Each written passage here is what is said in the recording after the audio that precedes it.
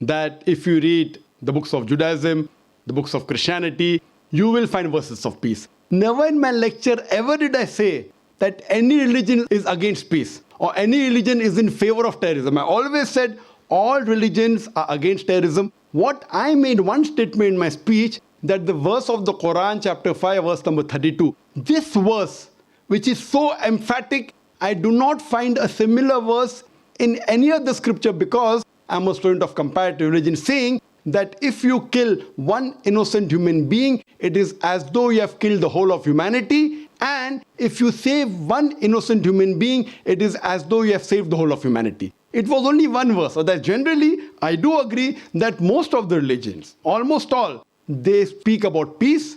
That's the reason Jesus Christ, peace be upon him. If you read the Gospel of Luke, chapter number 24, verse number 36, when he goes to the upper room, he says, when he wishes the apostles, Shalom Alaikum, which means same, peace be upon you in Hebrew. So the greetings of Jesus Christ, peace be upon him too, when he met the people, was Shalom Alaikum, which meant same in Arabic, Assalamu Alaikum, may peace be on you.